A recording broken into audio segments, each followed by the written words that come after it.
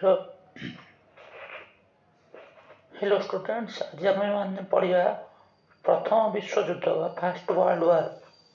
First world war देखा बेले केबे आरंभ होता केबे सरिला एथिरे केउ देश माने भाग नहीं और यार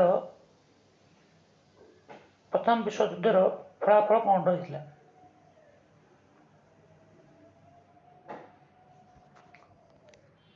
प्रथम विश्वयुद्ध बेले 28 जुलाई 1914 आरंभ हो 11 नवेम्बर 1918 पाखापाखि 52 मास जाए चलता। 1914 रु 1918 28 जुलाई 1914 रु 11 नवेम्बर 1918 52 मास चलता। यही युद्ध किए किए भाग नहीं बोले युद्ध मुख्यतः यूरोप यार उपनिवेश बाद देश मध्य लड़ा जाता। ये युद्धर मुख्य कारण कौन युद्ध होता बोले प्रथम कारण है बोले कूटनैतिक चुक्ति, द्वितीय हूँ उग्र जातीयवाद, तृतीय हूँ सामरिक प्रतियोगिता। प्रथम कौन बोले कूटनैतिक चुक्ति, उग्र जातीयवाद, सामरिक प्रतियोगिता। चतुर्थ हूँ बोले साम्राज्यवाद नीति। पंचम जर्मनी प्राच्य नीति। षष्ठ हूँ बोले मर्को संकट। सप्तम हूँ बोस्निया हर्जेगोविनार समस्या। अष्टम हूँ अगाधी संकट। नवम हूँ बाल्कान युद्ध। आम संपूर्ण भाव देखा पे आपर संपूर्ण भाव गोटे गोटे पॉइंट देखिए। नवम कौन पे बाल्कान युद्ध। दशम हूँ काइजर द्वितीय विलियम का नीति। 11 नंबर हूँ पे आंतर्जातीय संगठन अभाव, कौन से आंतर्जातीय संगठन नाला से समय। 12 और शेष और सर्वमुख्य कारण थिला बोले फ्रांसिस फर्डिनांड को हत्या। एक कारण गुड़ाक जो विश्वयुद्ध होता बोले ये 12टा कारण जो विश्वयुद्ध आरंभ होता। क्या मध्य लड़ा होता ना यूरोप और यार उपनिवेशवाद देश मध्य लड़ा जाता। केबेरु केबे मध्य लड़ा होता 28 जुलाई 1914 रु 11 नवेम्बर 1918 52 मास युद्ध चलता। कूटनैतिक चुक्ति बर्तमान देखा बेले कूटनैतिक चुक्ति जर्मानी एकत्रीकरण समय जर्मनी इंग्लीश कहले जर्मनी यूनिफिकेशन कहुए। जर्मनी एकत्रीकरण समय जर्मनी किसी भाग कौन थिला बेले ना फ्रांस पाखरे थिला। से ही प्रांत गुड़ी को निज पाखक निज अख्तियार को आने लगी 1870 मसीह फ्रांस और जर्मनी मध्य सेतर जर्मनी ना पे सेतर प्रशिया थिला। प्रशिया ही पर जर्मनी कन्वर्ट है पे 1870 मसीह फ्रांस और प्रशिया मध्य सेडेन ठारे युद्ध होता। कौटे युद्ध होता पे सीदान रे। तो सीदान के 1870 और एथिरे फ्रांस परास्त होता। फ्रांस प्रशिया ठारू परास्त होता। प्रशिया PRUSSIA प्रशिया पे है 1870 फ्रांस और प्रशिया मध्य सेडान ठारे युद्ध होता। एथिरे फ्रांस परास्त होता। आर फलाफल कौन था पे परे दुई देश मध्य फ्रांस और प्रशिया मध्य गोटे संधि होता। से संधिर ना हूँ फ्रांकफर्ट संधि। यही संधि अनुजाई फ्रांस आल्सेस और लॉरेंस सहर प्रशिया को हस्तांतरित कराला। फ्रांस परास्त होगा तार अंचल गुड़ी को जर्मनी टू फेराई आने और पराजयर प्रतिशोध नेबा लगी चाहूला। फ्रांस को दुर्बल और एकघरिया करने लगी German chancellor Otto von Bismarck. German प्रथम चांसेलर किए थे पे ओटो von बिस्मार्क। आम देश पे सरदार वल्लभ भाई पटेल आम देश को एकत्रीकरण करते। जर्मनी को एकत्रीकरण करते ना Otto von Bismarck. Otto von Bismarck कूटनैतिक संधि चुक्ति व्यवस्था आरंभ कले। से प्रथम जर्मन, ऑस्ट्रिया और रूस को मिसाई त्रिसम्राट संघ गठन करथिले। किंतु 1878 ऑस्ट्रिया कौन कला पे बल्कान रे ମନ ଇଚ୍ଛା ପ୍ରବେଶ କଲା ଓ ଏହାକୁ ବିସ୍ମାର୍କ ସମର୍ଥନ କଲେ। ବିସ୍ମାର୍କ ସମର୍ଥନ କରିବା ପରେ କ'ଣ ହେଲା ପିଲେ, ରୁଷିଆ ଏହି ତ୍ରିସମ୍ରାଟ ସଂଘରୁ ନିଜକୁ ବାହାରେ ରଖିଥିଲା। ଏଥିରୁ ରୁଷିଆ ବାହାରକୁ ବାହାରି ପଡ଼ିଥିଲା ପିଲେ। ପରେ 1879ରେ ବିସ୍ମାର୍କ ଅଷ୍ଟ୍ରିଆ ସହିତ ଏକ ଚୁକ୍ତି କଲେ। ସେ ଚୁକ୍ତି କ'ଣ ଥିଲା ପିଲେ, ନା ଯଦି କୌଣସି ଦେଶ ଅଷ୍ଟ୍ରିଆ ହେଉ କିମ୍ବା ପ୍ରସିଆ ହେଉ କାହା ଉପରେ ବି କିଏ ଯଦି ଆକ୍ରମଣ କରେ, ଏ ଦୁଇ ଦେଶ ମିଶି ସେହି ଦେଶ ପ୍ରତି ଯୁଦ୍ଧ ଡାକରା ଦେବେ। ଓ ଏଥିରେ ପରେ କ'ଣ ହେଲା, ଇଟାଲୀ ଯୋଗ ଦେଲା। ବର୍ତ୍ତମାନ କ'ଣ ହେଲା, ଜର୍ମାନୀ, ଅଷ୍ଟ୍ରିଆ ଓ ଇଟାଲୀ ଗୋଟେ ମେଣ୍ଟ ଗଠନ କଲେ। ତାକୁ କ'ଣ କୁହାହେଲା ପିଲେ, ନା ତ୍ରିଶକ୍ତି ମେଣ୍ଟ। କି ମେଣ୍ଟ କୁହାହେଲା, ତ୍ରିଶକ୍ତି ମେଣ୍ଟ। କାହା କାହା ମଧ୍ୟରେ ହୋଇଥିଲା, ଜର୍ମାନ, ଅଷ୍ଟ୍ରିଆ ଓ ଇଟାଲୀ। ଇଂଲିଶରେ ଆକୁ ପିଲେ ଟ୍ରିପଲ ଏଲାଏନ୍ସ କୁହାଗଲା। ଏହି ମେଣ୍ଟ ଏକ ପ୍ରତିରକ୍ଷାତ୍ମକ ଓ ନିରାପତ୍ତା ଲାଗି ଉଦ୍ଦିଷ୍ଟ ଥିଲା। 1890 ବିସ୍ମାର୍କଙ୍କ ପତନ ପରେ ରୁଷିଆ ଓ ଫ୍ରାନ୍ସ ଏକତ୍ର ହେବାକୁ ଲାଗିଲେ। ବିସ୍ମାର୍କ ପରେ ରୁଷିଆ ଓ ଫ୍ରାନ୍ସ କ'ଣ ହେଲେ ପିଲେ, ପାଖାପାଖି ହେବାକୁ ଲାଗିଲେ, ଏକତ୍ର ହେବାକୁ ଲାଗିଲେ। ଓ 1894 ମସିହାରେ ରୁଷ ଓ ଫ୍ରାନ୍ସ ନିଜ ନିଜର ଭିତରେ ଏକ ପ୍ରତିରକ୍ଷାତ୍ମକ ଓ ସାମରିକ ଚୁକ୍ତି କଲେ। ବର୍ତ୍ତମାନ ୟୁରୋପରେ ଦୁଇ ବିରୋଧୀ ଗୋଷ୍ଠୀ ହେଲେ। ଗୋଟେ ହେଲା ତ୍ରିଶକ୍ତି ମେଣ୍ଟ ବା ଟ୍ରିପଲ ଏଲାଏନ୍ସ, ଆଉ ଗୋଟେ ହେଉଛି ଦୁଇ ଶକ୍ତି ମେଣ୍ଟ। ଦୁଇ ଶକ୍ତି ଭିତରେ କିଏ ଥିଲା ପିଲେ, ନା ଫ୍ରାନ୍ସ, ରୁଷିଆ। ତ୍ରିଶକ୍ତିରେ କିଏ ଥିଲା ପିଲେ, ଜର୍ମାନୀ, ଅଷ୍ଟ୍ରିଆ ଓ ଇଟାଲୀ। କିନ୍ତୁ ଏହି ସମୟରେ ଇଂଲଣ୍ଡ କ'ଣ କରିଥିଲା ପିଲେ, କେଉଁଥିରେ ବି ଭାଗ ନେଇନଥିଲା, ନିରପେକ୍ଷ ରହିଥିଲା। ଜର୍ମାନର ରାଜା କାଇଜର ୱିଲିୟମ ଦ୍ୱିତୀୟ ସମଗ୍ର ବିଶ୍ୱରେ ଆଧିପତ୍ୟ ବିସ୍ତାର କରିବା ଓ ଆକ୍ରମଣାତ୍ମକ ନୀତି ଯୋଗୁଁ ଇଂଲଣ୍ଡ ଶେଷରେ ବାଧ୍ୟ ହୋଇ 1902ରେ ପ୍ରଥମେ ଜାପାନ ସହିତ, 1904ରେ ଫ୍ରାନ୍ସ ସହିତ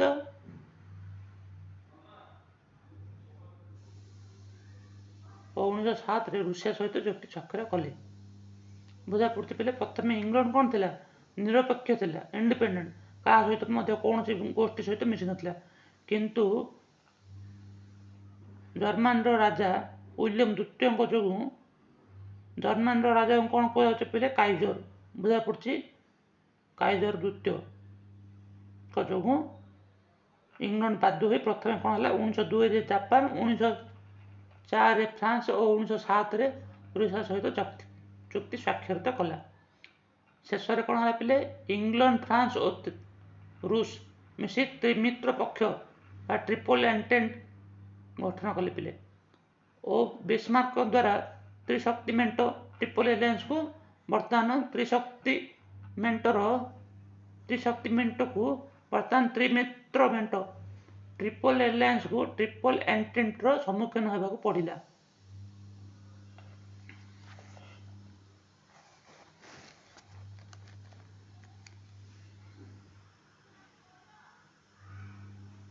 ପରବର୍ତ୍ତୀ କାରଣ ହେଲା ପିଲେ ଉଗ୍ର ଜାତୀୟତାବାଦ। ଜାତୀୟତାବାଦର ଅର୍ଥ କ'ଣ ପିଲେ, ନା ନିଜ ଦେଶକୁ ଭଲ ପାଇବା ଓ ଏହାର ଉନ୍ନତି ବିଷୟରେ ଚିନ୍ତା କରିବା। ନିଜ ସ୍ୱାର୍ଥ ଛାଡ଼ି ଦେଶର ଉନ୍ନତି ପାଇଁ ଚେଷ୍ଟା କରିବାକୁ ଜାତୀୟତାବାଦ କୁହାଯାଏ। କିନ୍ତୁ ଉଗ୍ର ଜାତୀୟତାବାଦ ଅର୍ଥ ହେଉଛି କ'ଣ ପିଲେ, ନିଜ ଦେଶର ତ ଲୋକକୁ ଭଲ ପାଇବା, ନିଜ ଦେଶର ଉନ୍ନତି ଚିନ୍ତା କରିବା, ତା ସହିତ କ'ଣ କରିବା, ନା ଅନ୍ୟ ଦେଶର ନାଗରିକଙ୍କୁ ଈର୍ଷା, ବିଦ୍ୱେଷ, ପ୍ରତିଦ୍ୱନ୍ଦ୍ୱିତାମୂଳକ ମନୋଭାବ ରଖିବା। ଏଇଟା ହେଉଛି ଉଗ୍ର ଜାତୀୟତାବାଦ। ଏହା ଜର୍ମାନ ଦେଶବାସୀ ଓ ସରକାରଙ୍କଠାରେ ଅଧିକ ଦେଖାଯାଇଥିଲା। ଏହି ମନୋଭାବ ଯୋଗୁଁ ଇଂଲଣ୍ଡ ଓ ଜର୍ମାନୀ ଦେଶ ମଧ୍ୟରେ ତିକ୍ତତା ବୃଦ୍ଧି ପାଇଥିଲା। କେଉଁ ଦେଶରେ ଅଧିକ ଉଗ୍ର ଜାତୀୟତାବାଦ ପରିପ୍ରକାଶ ପାଇଥିଲା ପିଲେ, ନା ଜର୍ମାନୀ ଦେଶବାସୀ ଓ ଜର୍ମାନୀ ସରକାରଙ୍କଠାରେ ଉଗ୍ର ଜାତୀୟତାବାଦ ଅଧିକ ଦେଖାଯାଇଥିଲା। ଯାହାଫଳରେ କ'ଣ ହେଲା, ନା ଜର୍ମାନୀ ଓ ଇଂଲଣ୍ଡ ମଧ୍ୟରେ ତିକ୍ତତା ବୃଦ୍ଧି ପାଇଥିଲା। ସାମରିକ ପ୍ରତିଯୋଗିତା। ଉଗ୍ର ଜାତୀୟତାବାଦ ଯୋଗୁଁ ପ୍ରତ୍ୟେକ ଦେଶ ଅନ୍ୟ ଦେଶ ଅପେକ୍ଷା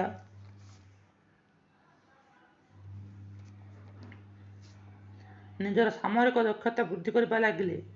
ପ୍ରତ୍ୟେକ ଦେଶ ନିଜର ପଦାତିକ ବାହିନୀ ଓ ନୌବାହିନୀରେ ଶକ୍ତି ବୃଦ୍ଧି କରିବାରେ ଲାଗିଲେ। ବୁଝାପଡ଼ୁଛି ପିଲେ? କ'ଣ ହେଲା ନା ଉଗ୍ର ଜାତୀୟତାବାଦ ଯୋଗୁଁ ପ୍ରତ୍ୟେକ ଦେଶ ଅନ୍ୟ ଦେଶକୁ ତୁଚ୍ଛ ଦୃଷ୍ଟିରେ ଦେଖିଲେ, ଈର୍ଷା ମନୋଭାବ ରଖିଲେ। ପ୍ରତ୍ୟେକ ଦେଶ ନିଜେ ଆଗକୁ ବଢ଼ିବା ଲାଗି କ'ଣ କଲେ ନା ନିଜର ସାମରିକ ଦକ୍ଷତା ବୃଦ୍ଧି କରିବାରେ ଲାଗିଲେ।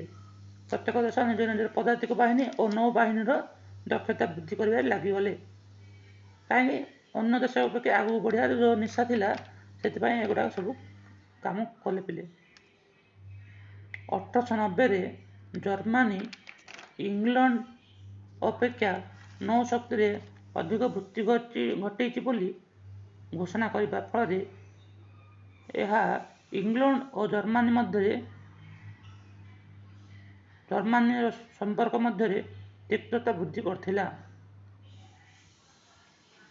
ପରବର୍ତ୍ତୀ କାରଣ ହେଉଛି ପିଲେ ସାମ୍ରାଜ୍ୟବାଦୀ ନୀତି ବା କଲୋନିଆଲ, ଯେଉଁଟାକୁ ଆମେ ପ୍ରଥମ ପାଠ ଅଛି ପିଲେ ଉପନିବେଶବାଦରେ ଆମେ ଦେଖିଥିଲେ ସାମ୍ରାଜ୍ୟବାଦୀ ନୀତି କ'ଣ। ୟୁରୋପରେ ଶିଳ୍ପ ବିପ୍ଳବର ଅଗ୍ରଗତି ହେବା ଦ୍ୱାରା ଅଧିକରୁ ଅଧିକ ଗ୍ରାମାଞ୍ଚଳ ଲୋକମାନେ ଆସି ସହର ଅଞ୍ଚଳରେ ବସତି ସ୍ଥାପନ କଲେ। ଶିଳ୍ପ ପାଇଁ ଆବଶ୍ୟକ କଞ୍ଚାମାଲ ଓ ସେଥିରୁ ଉତ୍ପନ୍ନ ପଦାର୍ଥ ବିକ୍ରୟ କରିବା ପାଇଁ ଓ ସହରାଞ୍ଚଳ କ୍ରମବର୍ଦ୍ଧିଷ୍ଣୁ ଜନସଂଖ୍ୟାର ବସତି ସ୍ଥାପନ ପାଇଁ ୟୁରୋପୀୟ ଦେଶମାନେ ନୂତନ ସ୍ଥାନର ଅନୁସନ୍ଧାନରେ ଲାଗିଲେ ଓ ଏସିଆ ଓ ଆଫ୍ରିକାର ଅନୁନ୍ନତ ଦେଶରେ ନିଜର ଅର୍ଥନୈତିକ ଓ ତତ୍ସଙ୍ଗେ ସଙ୍ଗେ ରାଜନୈତିକ ପ୍ରଭୁତ୍ୱ ବିସ୍ତାର କଲେ ଓ ପରେ ଉପନିବେଶବାଦ ସ୍ଥାପନ କଲେ। ବୁଝାପଡ଼ୁଛି ପିଲେ?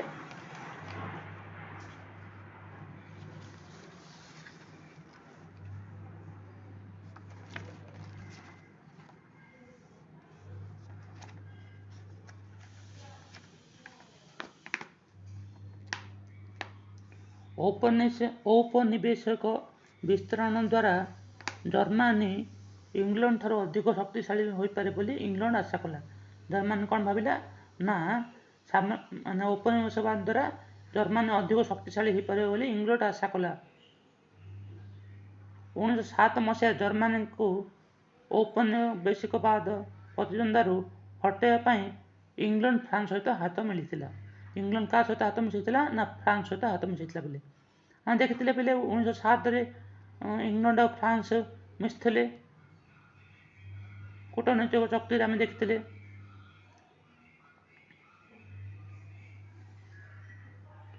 ପରବର୍ତ୍ତୀ କାରଣ ହେଉଛି ପିଲେ ଜର୍ମାନୀର ପ୍ରାଚ୍ୟ ନୀତି ବା ଆମେ ଇଂଲିଶରେ କହିଲେ ଜର୍ମାନୀର ଫରେନ୍ ପଲିସି ଦେଖିବା ପିଲେ। ଜୁନ୍ 13, 1878ରୁ ଜୁଲାଇ 13, 1878 ଯାଏଁ ଚାଲିଥିବା ବର୍ଲିନ ମହାସଭା ପରେ ଇଂଲଣ୍ଡ କ'ଣ କଲା, ତୁର୍କୀ ପ୍ରତି ଆଉ ଏତେ ଧ୍ୟାନ ଦେଇନଥିଲା। ଇଂଲଣ୍ଡର ତୁର୍କୀର ଆଭ୍ୟନ୍ତରୀଣ ପ୍ରତି ଉଦାସୀନତାର ଫାଇଦା ନେଇ ଜର୍ମାନୀ ତୁର୍କୀର ସବୁଠାରୁ ଉତ୍ତମ ବନ୍ଧୁ ବୋଲି ତୁର୍କୀର ସୁଲତାନଙ୍କୁ ଜର୍ମାନର କାଇଜର ଯାଇ କ'ଣ କହିଲେ ନା ଜର୍ମାନୀ ହେଉଛି ତୁର୍କୀର ସବୁଠାରୁ ବଡ଼ ବନ୍ଧୁ ବୋଲି ଯାଇକି ଜର୍ମାନର କାଇଜର, ମାନେ ଜର୍ମାନର ରାଜାକୁ କ'ଣ କୁହାଯାଏ ପିଲେ କାଇଜର, ଆଉ ତୁର୍କୀର ରାଜାଙ୍କୁ ସୁଲତାନ କୁହାଯାଏ ପିଲେ। ବୁଝାପଡ଼ୁଛି? ଅଷ୍ଟ୍ରିଆ ଆଉ ରୁଷିଆର ରାଜାଙ୍କୁ କ'ଣ କୁହାଯାଏ ପିଲେ ଜାର୍ କୁହାଯାଏ। ବୁଝାପଡ଼ୁଛି? ଜାର୍ ସ୍ପେଲିଂ ହେଉଛି ପିଲେ XAR ଜାର୍ ହେଲା, JAR ଜାର୍ ନାହିଁ, XAR ଜାର୍।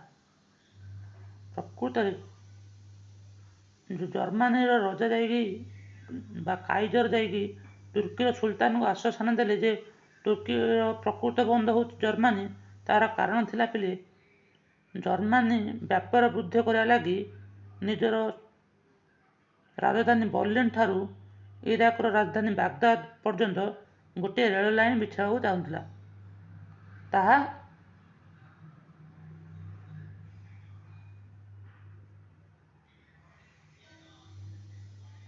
ଏଥିଲାଗି କ'ଣ ହେଉଥିଲା ପିଲେ ନା ସେ ତୁର୍କୀର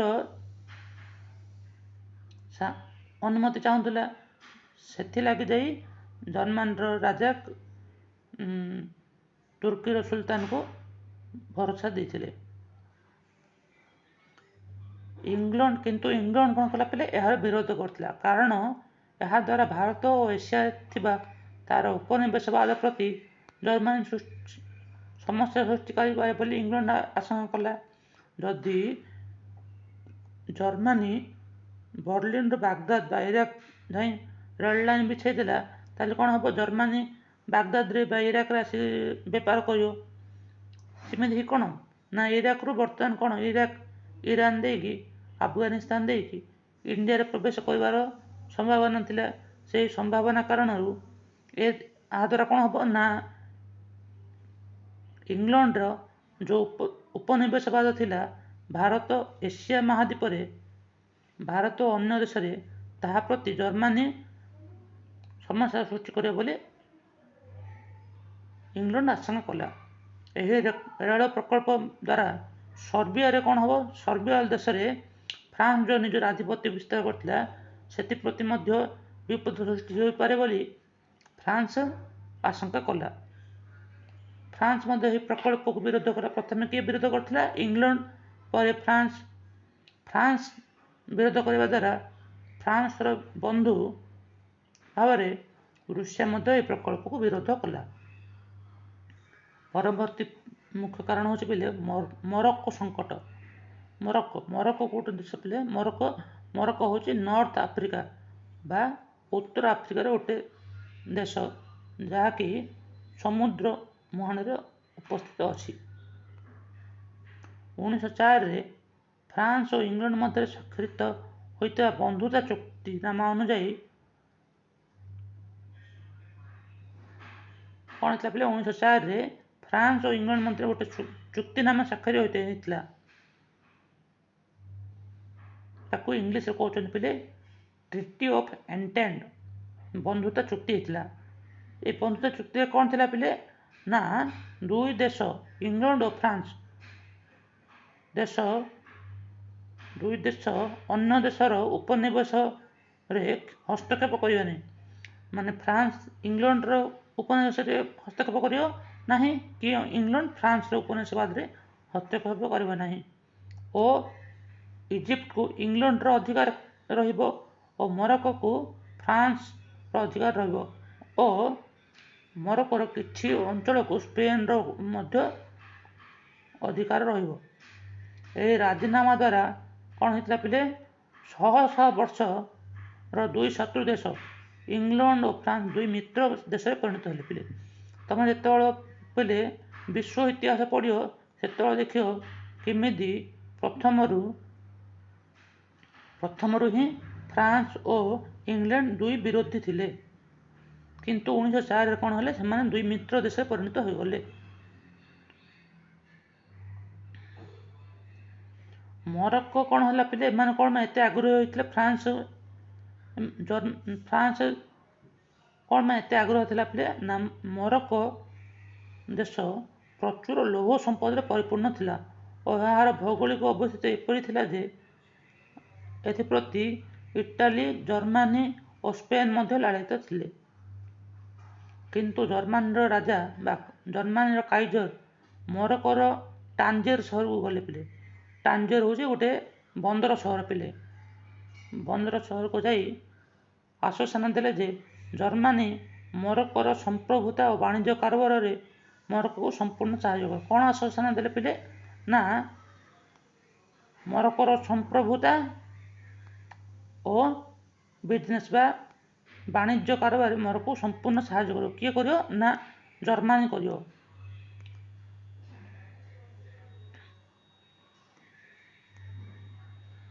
ଏହାଦ୍ୱାରା କ'ଣ ହେଲା ପିଲେ? ଫ୍ରାନ୍ସବାସୀ ଉତ୍କ୍ଷିପ୍ତ ହୋଇ ଜର୍ମାନୀ ବିରୋଧରେ ଯୁଦ୍ଧ ଡାକରା ଦେଲେ।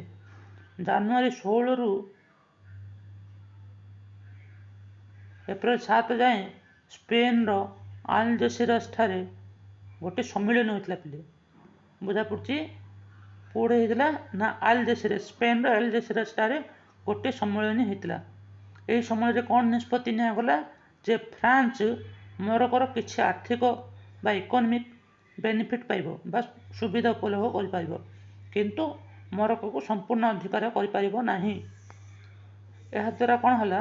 ନା, ଜର୍ମାନୀର କାଇଜର ନିଜର ବିଜୟ ହେଲା ବୋଲି ଭାବିଲେ ଓ ଏହା ଫ୍ରାନ୍ସ ଓ ଜର୍ମାନୀ ମଧ୍ୟରେ ଶତ୍ରୁତା ବୃଦ୍ଧି କଲା। ଦେଖ ପିଲେ ମୋରୋକୋ ତା ଉପରେ ଦେଖ ପିଲେ ସ୍ପେନ୍ ଅଛି ପିଲେ। ସ୍ପେନ୍ ଉପରୁ ପର୍ତ୍ତୁଗାଲ, ସ୍ପେନ୍ ପାଖରେ ପର୍ତ୍ତୁଗାଲ ଅଛି ପିଲେ। ସ୍ପେନ୍ ଉପରେ କ'ଣ ଅଛି ପିଲେ ତୁମେ ଦେଖିବ ଯେତେବେଳେ ୱାର୍ଲଡ ମ୍ୟାପ୍ ବାହାର କରିବ ଦେଖିବ ସ୍ପେନ୍ ପାଖରେ ପର୍ତ୍ତୁଗାଲ ଉପରକୁ ଅଛି ପିଲେ ଫ୍ରାନ୍ସ। ଏମାନଙ୍କୁ ଆଟଲାଣ୍ଟିକ୍ ଓସେନ୍ ଦେଇକି ବା ଆଟଲାଣ୍ଟିକ୍ ମହାସାଗର ଦେଇକି ଦେଖୁଛ ପିଲେ ଗୋଟେ ରେକ୍ଟାଙ୍ଗଲ ଅଛି, ବ୍ଲାକ୍ ରେକ୍ଟାଙ୍ଗଲ। ବ୍ଲାକ୍ ରେକ୍ଟାଙ୍ଗଲରେ ଟାଞ୍ଜେର ସହର ଅଛି। ସେ ଟାଞ୍ଜେର ବନ୍ଦର ପାଖରେ କିଏ ଆସି ପହଞ୍ଚିଥିଲେ ନା ଜର୍ମାନର ରାଜା ବା କାଇଜର ୱିଲିୟମ୍ ଦ୍ୱିତୀୟ ଆସି ପହଞ୍ଚିକି ଆଶ୍ୱାସନା ଦେଇଥିଲେ। ଆଉ ଟିକେ ତଳୁ ଦେଖ ପିଲେ ଅଛି ଅଗାଧିର ଲେଖା ହେଇଛି। ଆଗକୁ ଦେଖିବା ଅଗାଧିର କ'ଣ। ପରବର୍ତ୍ତୀ ମୁଖ୍ୟ କାରଣ ହେଉଛି ପିଲେ ବସ୍ନିଆ ଓ ହର୍ଜେଗୋଭିନା ସମସ୍ୟା। 1878 ମସିହାରେ ଦେଖ ପିଲେ ମନେ ରଖ, ଭଲସେ ମନେ ରଖ। 1878 ମସିହାରେ ବର୍ଲିନ ସମ୍ମିଳନୀ। ବର୍ଲିନ କେଉଁଠି ପିଲେ ନା ଜର୍ମାନର ରାଜଧାନୀ ବର୍ଲିନ। ବର୍ଲିନରେ ଗୋଟେ ସମ୍ମିଳନୀ ଅନୁଷ୍ଠିତ ହୋଇଥିଲା। ଏହି ସମ୍ମିଳନୀ କ'ଣ ହେଇଥିଲା ନା ବସ୍ନିଆ ଓ ହର୍ଜେଗୋଭିନା ଦୁଇ ଦେଶ ତୁର୍କୀର ସାର୍ବଭୌମତ୍ୱରେ ରହିବେ, ମାନେ ତୁର୍କୀର କର୍ତ୍ତୃତ୍ୱରେ ରହିବେ, କିନ୍ତୁ ଅଷ୍ଟ୍ରିଆ ଏହାର ଶାସନ କରିପାରିବ। ଶାସନ କାହା ପାଖରେ ରହିବ ନା ଅଷ୍ଟ୍ରିଆ ପାଖରେ ରହିବ। କେବେ ଡିସାଇଡ୍ କରାଯାଇଥିଲା ପିଲେ 1878 ବର୍ଲିନ ସମ୍ମିଳନୀରେ। କିନ୍ତୁ 1908 ଅକ୍ଟୋବର ମସିହାରେ ଅଷ୍ଟ୍ରିଆ ସମ୍ରାଟ ଫ୍ରାନ୍ସିସ୍ ଜୋସେଫ ବସ୍ନିଆ ଓ ହର୍ଜେଗୋଭିନା ଅଷ୍ଟ୍ରିଆରେ ମିଶ୍ରଣ ହେଲା ବୋଲି କହିଥିଲେ, ଯାହାକି ବର୍ଲିନ ସଭା ଯେଉଁ 1878 ହୋଇଥିଲା ତାହାର ବିରୋଧୀ ଥିଲା। ପ୍ରଥମେ କ'ଣ କଲା ପିଲେ ନା ସର୍ବିଆ ଏହାର ପ୍ରତିବାଦ କଲା। କାହିଁକି ପିଲେ ସର୍ବିଆ ଓ ଅଷ୍ଟ୍ରିଆ ଦୁଇ ବିରୋଧୀ ଦେଶ ଥିଲେ। ପ୍ରଥମେ ସର୍ବିଆ ଏହାର ପ୍ରତିବାଦ କଲା ଓ ଅନ୍ୟ ଦେଶମାନଙ୍କଠାରେ ଏହାର ପ୍ରତିବାଦ ଜଣାଇଲା। ଯାହାଫଳରେ କ'ଣ ହେଲା ନା ଅଷ୍ଟ୍ରିଆ ଓ ସର୍ବିଆ ମଧ୍ୟରେ ଶତ୍ରୁତା ବୃଦ୍ଧି ପାଇଲା। ଆମେ ଦେଖିଥିଲେ ପିଲେ ଆଗରୁ ଅଗାଧି ବୋଲି କହିଥିଲି। ବର୍ତ୍ତମାନ ଦେଖିବା ପିଲେ ଅଗାଧି ସଙ୍କଟ କ'ଣ। ଆଲଜେସିରାସଠାରେ କ'ଣ ଆଲଜେସିରାସରେ ହେଇଥିଲା ପିଲେ। ଆଲଜେସିରାସଠାରେ 1906ରେ ଆଲଜେସିରାସଠାରେ ଗୋଟେ ସମ୍ମିଳନୀ ହେଇଥିଲା। ଏହି ସମ୍ମିଳନୀରେ କ'ଣ ଘୋଷଣା କରାଯାଇଥିଲା ପିଲେ ନା ଫ୍ରାନ୍ସ କେବଳ କିଛି ଅର୍ଥନୈତିକ ବେନିଫିଟ୍ ପାଇବ, କିନ୍ତୁ ତାହାକୁ ସମ୍ପୂର୍ଣ୍ଣ ଅଧିକାର କରିପାରିବ ନାହିଁ। ଆଲଜେସିରସ୍ ସମ୍ମିଳନୀରେ ବାରଣ କରାଯାଇଥିବା ସତ୍ତ୍ୱେ ଫ୍ରାନ୍ସ ସରକାର କ'ଣ କଲେ ନା ମୋରୋକୋର ଅଭ୍ୟନ୍ତରୀଣ ଅଶାନ୍ତିକୁ ଦମନ କରିବା ନାଁରେ, ବୁଝିଲ, ଆଲଜେସିରସ୍ ସମ୍ମିଳନୀରେ ବାରଣ କରାଯାଇଥିଲା ଫ୍ରାନ୍ସକୁ ମୋରୋକୋ ଅଧିକାର କରିବାନି। କିନ୍ତୁ କ'ଣ କଲେ ପିଲେ ଫ୍ରାନ୍ସ ସରକାର ମୋରୋକୋର ଅଭ୍ୟନ୍ତରୀଣ ଅଶାନ୍ତିକୁ ଦମନ କରିବା ବାହାନାରେ ସେଠାକୁ ସୈନ୍ୟ ପ୍ରେରଣ କଲେ। ଫ୍ରାନ୍ସକୁ ଧମକ ଦେବା ଉଦ୍ଦେଶ୍ୟରେ ଜର୍ମାନୀ କାଇଜର ମୋରୋକୋର ଅଗାଧି, ମୁଁ କହିଥିଲି ପିଲେ ଅଗାଧିର, ସେ ଅଗାଧିର ବନ୍ଦରକୁ କ'ଣ କଲେ ନା ନିଜର ଗୋଟେ ଜାହାଜ, ବିଶାଳ ଜାହାଜ ପଠାଇଲେ, ଯାହାର ନାଁ ଥିଲା କ'ଣ ପିଲେ ପାନ୍ଥର। ମନେ ରଖ ପିଲେ, ତମର 1 ମାର୍କରେ ଆସିପାରିବ। ଅଗାଧି ବନ୍ଦରକୁ ଯେଉଁ ଜାହାଜ ପଠାଇଥିଲା ତାର ନାଁ କ'ଣ, ତାର ନାଁ ଥିଲା ପାନ୍ଥର। ପାନ୍ଥର ନାମକ ଏକ ଯୁଦ୍ଧ ଜାହାଜ ପଠାଇଥିଲେ। ଯୁଦ୍ଧର ଆଶଙ୍କା ଉପଲବ୍ଧ କରି ଇଂଲଣ୍ଡକୁ ଫ୍ରାନ୍ସ ସମର୍ଥନ ଜଣାଇଥିଲା, କିନ୍ତୁ କାଇଜର ଶାନ୍ତିପୂର୍ଣ୍ଣ ଭାବରେ ବିବାଦର ସମାଧାନ ପାଇଁ ରାଜି ହୋଇଗଲେ। କାଇଜର ସେନା ପଠାଇଥିଲେ ପାନ୍ଥର, ତାପରେ କ'ଣ କଲେ ନା ବିବାଦ ଯେଉଁ ହେଲା ସେଥିରୁ କ'ଣ କଲେ ନା ଶାନ୍ତି ଉପାୟରେ ସମାଧାନ ପାଇଁ ରାଜି ହେଲେ। ଅଗାଧିର ସଙ୍କଟରୁ ପ୍ରମାଣିତ ହେଲା ଯେ ଜର୍ମାନୀ ବିରୋଧରେ ଇଂଲଣ୍ଡ ଓ ଫ୍ରାନ୍ସ ଯୁଦ୍ଧ କରିବା ପାଇଁ ପ୍ରସ୍ତୁତ ହୋଇ ଅଛନ୍ତି। ତାପରେ ଦେଖିବା ପିଲେ ପରବର୍ତ୍ତୀ ମୁଖ୍ୟ କାରଣ ହେଉଛି ବଲକାନ ଯୁଦ୍ଧ।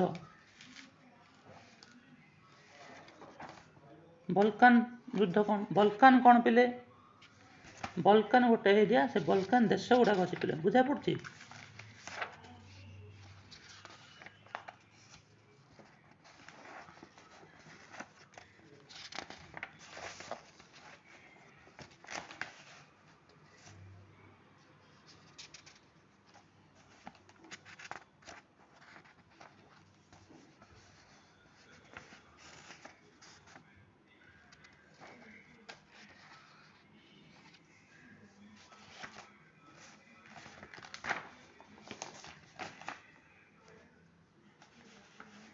ବର୍ତ୍ତମାନ ଦେଖିବା ପିଲେ ବଲକାନ ଯୁଦ୍ଧ।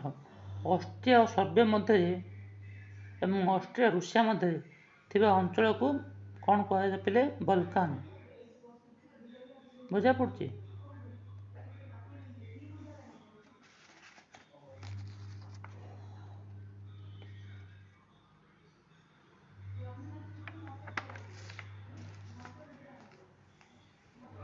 ଅଷ୍ଟ୍ରିଆ, ସର୍ବିଆ ଓ ରୁଷିଆ ମଧ୍ୟରେ ଥିବା ଦେଶଗୁଡ଼ାକ କ'ଣ କୁହାଯାଉଛି ପିଲେ? ନା ବଲକାନ। ଅଷ୍ଟ୍ରିଆ ଓ ରୁଷିଆ ପ୍ରତ୍ୟେକ ସେହି ଅଞ୍ଚଳରେ ନିଜର ପ୍ରାଧାନ୍ୟ ବିସ୍ତାର କରିବା ପାଇଁ ଲାଗିଲେ ପିଲେ। କିଏ କିଏ ଚାହିଁଲେ? ନା ବଲକାନ ଅଞ୍ଚଳରେ ଅଷ୍ଟ୍ରିଆ ଓ ରୁଷିଆ ନିଜର ପ୍ରଭୁତ୍ୱ ବିସ୍ତାର କରିବା ଲାଗି ଚାହିଁଲେ। କାହିଁକି? ନା ରୁଷିଆର ସାଙ୍ଗ କିଏ ଥିଲା ପିଲେ? ନା ଫ୍ରାନ୍ସ। ଅଷ୍ଟ୍ରିଆକୁ କିଏ ସମର୍ଥନ କରୁଥିଲା ପିଲେ? ଜର୍ମାନୀ। ବର୍ତ୍ତମାନ ଯେହେତୁ ଦୁଇ ଜଣ ଯାକ ଶକ୍ତିଶାଳୀ ହୋଇଥିଲେ, ସେମାନେ କ'ଣ କଲେ? ନିଜର ପ୍ରଭୁତ୍ୱ ବା ପାୱାର ସ୍ପ୍ରେଡ୍ କରିବାକୁ ଲାଗିଲେ। କେଉଁଠି? ନା ବଲକାନ ଭିତରେ। ବଲକାନ ଦେଶ ମଧ୍ୟରେ ଅଷ୍ଟ୍ରିଆ ଓ ରୁଷିଆ ନିଜର ପ୍ରଭୁତ୍ୱ ବିସ୍ତାର କରିବା ପାଇଁ ଲାଗିଲେ। ଯାହା ଫଳରେ କ'ଣ ହେଲା? ନା ଦୁଇ ଦେଶ ମଧ୍ୟରେ ଉତ୍ତେଜନା ସୃଷ୍ଟି ପାଇଲା, ଯାହା ଯୁଦ୍ଧ ପାଇଁ ରାସ୍ତା କାଢ଼ିଲା। ବୁଝା ପଡ଼ୁଛି ପିଲେ? ବଲକାନ କେଉଁ ଅଞ୍ଚଳ ପିଲେ? ନା ଅଷ୍ଟ୍ରିଆ, ସର୍ବିଆ ଓ ରୁଷିଆ ମଧ୍ୟରେ ଥିବା ଦେଶଗୁଡ଼ାକୁ ଆମେ କ'ଣ କହିବା ପିଲେ?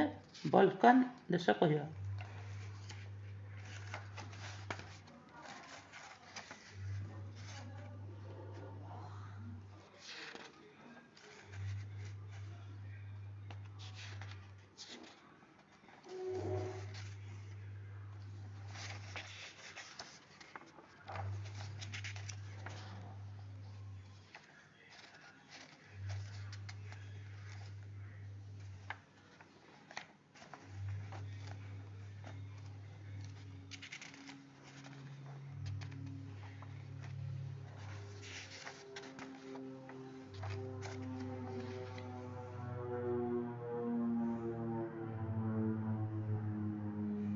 ପରବର୍ତ୍ତୀ କାରଣ ହେଉଛି ପିଲେ କାଇଜର ରାଜା, ଜର୍ମାନର ରାଜା ୱିଲିୟମ ଦ୍ୱିତୀୟଙ୍କ ନୀତି। ଇଏ କ'ଣ ପିଲେ? ଅଦୂରଦର୍ଶୀ ଗୋଟେ ରାଜା ଥିଲେ। ଆ ପୂର୍ବରୁ ଚାନ୍ସେଲର ଥିଲେ କିଏ? ଅଟୋ ଭନ୍ ବିସ୍ମାର୍କ, ଯିଏ ବହୁତ ଚାଲାକି ଥିଲେ। କିନ୍ତୁ ରାଜା ଦ୍ୱିତୀୟ ୱିଲିୟମ ଦ୍ୱିତୀୟ କିଛି ନ ଜାଣି ସବୁ ଜାଣିଲା ଭଳିଆ ହେଉଥିଲେ। ସେଥିପାଇଁ ମୁଖ୍ୟତଃ ପ୍ରଥମ ବିଶ୍ୱଯୁଦ୍ଧ ଆଡ଼େ ମାନେ ଆମେ ଏଇଟା କହିପାରିବା ପିଲେ ନା କାଇଜର ୱିଲିୟମଙ୍କ ଅଦୂରଦର୍ଶୀ ନୀତି ଯୋଗୁଁ ପ୍ରଥମ ବିଶ୍ୱଯୁଦ୍ଧ ଘଟିଥିଲା। ବିସ୍ମାର୍କଙ୍କ ମଧ୍ୟମ ପନ୍ଥାକୁ ପ୍ରତ୍ୟାଖ୍ୟାନ କରି କାଇଜର ଦ୍ୱିତୀୟ ୱିଲିୟମ ଏକ ଅସ୍ଥିର ଓ ଅପରିଣାମଦର୍ଶୀ ନୀତି ଅବଲମ୍ବନ କଲେ।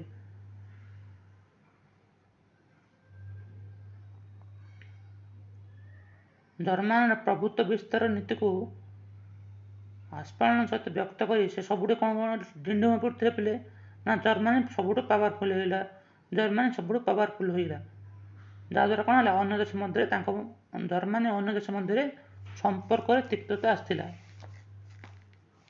ଜର୍ମାନୀର ପ୍ରସାରଣ ଓ ସାମ୍ରାଜ୍ୟ ତାଙ୍କ ବୈଦେଶିକ ନୀତିର ମୁଖ୍ୟ ଥିଲା ପିଲେ ହେଲା। ବଲକାନ ଅଞ୍ଚଳରେ ଅଷ୍ଟ୍ରିଆକୁ ସର୍ବିଆ ବିରୋଧରେ ନିଃସର୍ତ୍ତ ସମର୍ଥନ ଦେଇ ଏକ ଆଞ୍ଚଳିକ ବିବାଦକୁ ଜର୍ମାନୀ, ଫ୍ରାନ୍ସ ଓ ଇଂଲଣ୍ଡ ବିରୋଧରେ ଥିବା ଶତ୍ରୁତା ସହିତ ସମ୍ପୃକ୍ତ କଲେ। ତାହା ଅବିଳମ୍ବେ ଏକ ବିଶ୍ୱଯୁଦ୍ଧର ରୂପ ନେଲା। ବୁଝା ପଡ଼ୁଛି ପିଲେ? ମୁଁ ଆଗରୁ କହିଥିଲି ବଲକାନ ଯୁଦ୍ଧ।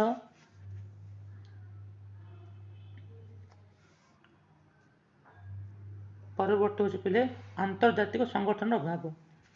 ଯୁଦ୍ଧର ସମ୍ଭାବନାକୁ ଏଡ଼ାଇବା ଉଦ୍ଦେଶ୍ୟରେ ଉଦ୍ୟମ କରିବା ପାଇଁ କୌଣସି ଆନ୍ତର୍ଜାତିକ ସଂଗଠନ ନଥିଲା ପିଲେ। ସେ କୌଣସି ଏବେ ଯେମିତି ଆମର ୟୁନାଇଟେଡ୍ ନେସନ୍ ଅଛି ପିଲେ, ଜାତିସଂଘ, ସେତେବେଳେ କୌଣସି ଆନ୍ତର୍ଜାତିକ ସଂଗଠନ ନଥିଲା। ସମସ୍ତ ରାଷ୍ଟ୍ର ସେମାନଙ୍କ ସ୍ୱାର୍ଥ ନିଜ ସ୍ୱାର୍ଥ ଚାହୁଁଥିଲେ। ଯେ ଯାହାର ଚାହୁଁଥିଲେ ସେ ତାର କାର୍ଯ୍ୟ କରୁଥିଲେ। ତାଙ୍କ ଉପରେ ପ୍ରତିବନ୍ଧ ଲଗାଇବା ପାଇଁ କୌଣସି ଆନ୍ତର୍ଜାତିକ ସଂଗଠନ ନଥିଲା ପିଲେ।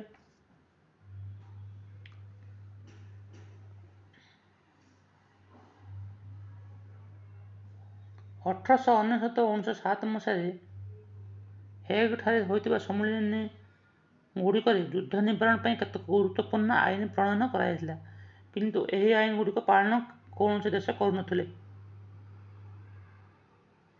ତେଣୁ ରାଷ୍ଟ୍ରଗୁଡ଼ିକ ଏହି ଆଇନ ଉଲ୍ଲଂଘନ କରିବାକୁ କୁଣ୍ଠାବୋଧ କରୁନଥିଲେ।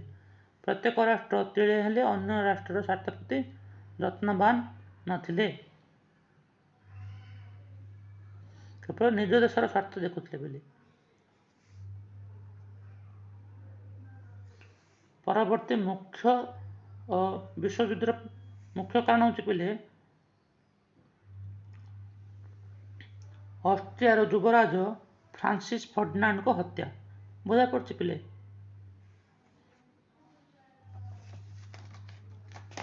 ଯୁବରାଜଙ୍କୁ କେଉଁଠି ହତ୍ୟା କରାଯାଇଥିଲା ପିଲେ? ନା ସର୍ବିଆରେ ହତ୍ୟା କରାଯାଇଥିଲା। କିଏ ହତ୍ୟା କରିଥିଲା ପିଲେ? ନା ସର୍ବିଆର ଗୁପ୍ତଚର ସଂଗଠନ ବ୍ଲାକ୍ ହ୍ୟାଣ୍ଡ। ବୁଝା ପଡ଼ୁଛି ପିଲେ? ଆଚ୍ଛା, ବର୍ତ୍ତମାନ ଦେଖିବା ପିଲେ ଫ୍ରାନ୍ସିସ୍ ଫର୍ଡିନାଣ୍ଡ କେମିତି ହତ୍ୟା କରାଯାଇଥିଲା।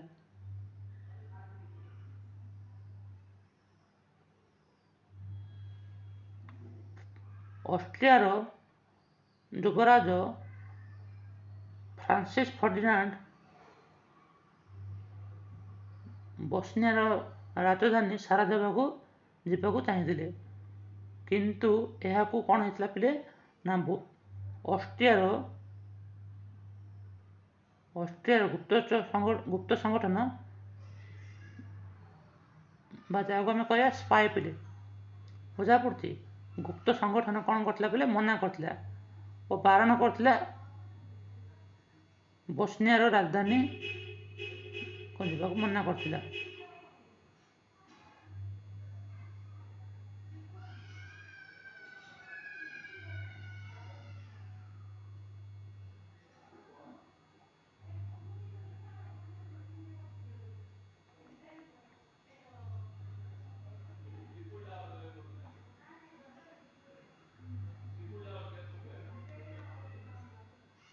ଅଷ୍ଟ୍ରିଆର ଗୁପ୍ତଚର ସଂଗଠନ ମନା କରିବା ସତ୍ତ୍ୱେ ଯୁବରାଜ ଅର୍କିଡିକ୍ ଫ୍ରାନ୍ସିସ୍ ଫର୍ଡିନାଣ୍ଡ ନିଜ ପତ୍ନୀଙ୍କ ସହ ବୋସ୍ନିଆର ରାଜଧାନୀ ସାରାଜେଭୋକୁ ଯାତ୍ରା କରିଥିଲେ। ସେଠାରେ କ'ଣ ହେଲା? ନା ସର୍ବିଆର ଗୁପ୍ତ ସଂଗଠନ ବ୍ଲାକ୍ ହ୍ୟାଣ୍ଡ ଫର୍ଡିନାଣ୍ଡଙ୍କୁ ହତ୍ୟା କରିଥିଲେ।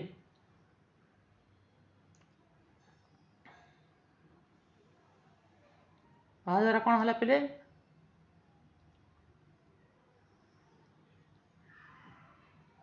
ଅଷ୍ଟ୍ରିଆ ଏଥିପାଇଁ ସର୍ବିଆକୁ ଦାୟୀ କଲା।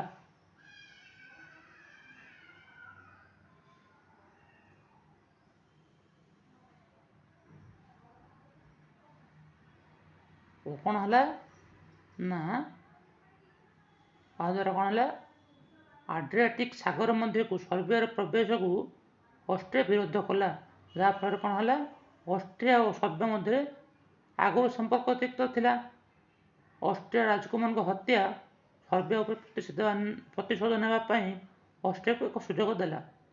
ସର୍ବିଆ ବିରୋଧରେ ଅଷ୍ଟ୍ରିଆକୁ ଜର୍ମାନୀ ନିଃସର୍ତ୍ତ ସମର୍ଥନ ଅଷ୍ଟ୍ରିଆର ମନୋବଳ ଦୃଢ଼ କଲା। ଫ୍ରାନ୍ସିସ୍ ଫର୍ଡିନାଣ୍ଡଙ୍କୁ କେଉଁଠି ହତ୍ୟା କରାହେଲା ପିଲେ? ନା ବୋସ୍ନିଆର ରାଜଧାନୀ ସାରାଜେଭୋରେ କିଏ ହତ୍ୟା କଲେ ପିଲେ? ନା ସର୍ବିଆର ଗୁପ୍ତଚର ସଂଗଠନ ବ୍ଲାକ୍ ହ୍ୟାଣ୍ଡର ସଦସ୍ୟମାନେ। ଯାହାଫଳରେ କ'ଣ ହେଲା? ନା ଅଷ୍ଟ୍ରିଆ ଓ ସର୍ବିଆ ମଧ୍ୟରେ ତିକ୍ତତା ଆଗରୁ ଥିଲା। କେଉଁଠି? ନା ବାଲକାନ ଯୁଦ୍ଧ ନେଇକରି ବାଲକାନରେ ଅଷ୍ଟ୍ରିଆର ପ୍ରବେଶ।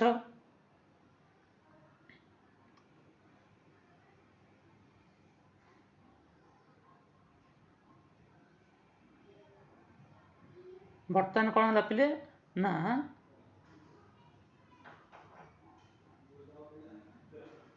ଅଷ୍ଟ୍ରିଆ ସର୍ବିଆକୁ ଧମକ ଦେଲା ଓ ଏଥିରେ ଅଷ୍ଟ୍ରିଆକୁ କିଏ ସାହାଯ୍ୟ କଲା ପିଲେ?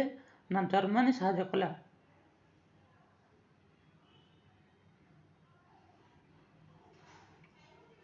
1914 ମସିହା ଜୁଲାଇ 23ରେ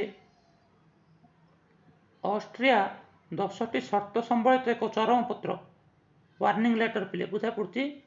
ଚରମପତ୍ର ଦେଇଥିଲା କାହାକୁ ନା ସର୍ବିଆକୁ ଓ କ'ଣ କହିଥିଲା 48 ଘଣ୍ଟା ମଧ୍ୟରେ ଏହାର ସମାଧାନ କରିବାକୁ କହିଥିଲା। ଯେହେତୁ ସର୍ବିଆ ମୁଖ୍ୟ ସର୍ତ୍ତଗୁଡ଼ିକ ମାନି ଯାଇଥିଲା, କିନ୍ତୁ ଏଥିରେ ଅଷ୍ଟ୍ରିଆ ରାଜି ହୋଇନଥିଲା, ଯାହାଫଳରେ କ'ଣ ହେଲା 1914 ଜୁଲାଇ 28ରେ ଅଷ୍ଟ୍ରିଆ ସର୍ବିଆ ଉପରେ ଆକ୍ରମଣ କଲା।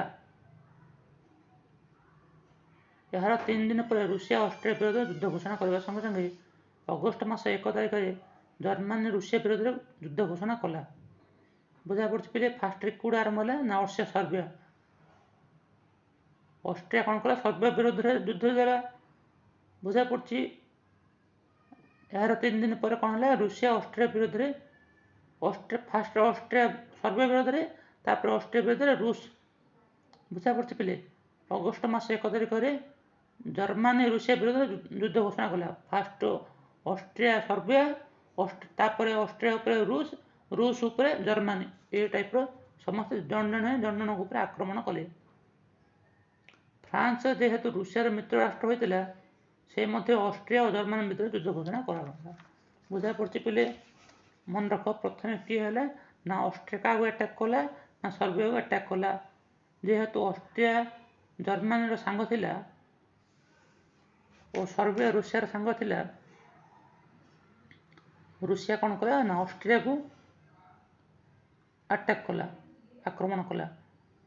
ରୁଷିଆକୁ କିଏ ଆକ୍ରମଣ କଲା ପିଲେ ନା ଜର୍ମାନୀ ଆକ୍ରମଣ କଲା। ଜର୍ମାନୀ ଆକ୍ରମଣ କରିବା ଫଳରେ ରୁଷିଆର ବନ୍ଧୁ ରାଷ୍ଟ୍ର ହିସାବରେ ଫ୍ରାନ୍ସ କାହା ଉପରେ ଆକ୍ରମଣ କଲା ନା ଜର୍ମାନୀ ଉପରେ। ଏପରି ଗୋଟିଏ ଦେଶ ଅନ୍ୟ ଦେଶ ଉପରେ ଆକ୍ରମଣ କରିବା ଦ୍ୱାରା କ'ଣ ହେଲା ନା ପ୍ରଥମ ବିଶ୍ୱଯୁଦ୍ଧର ଆରମ୍ଭ ହୋଇଥିଲା।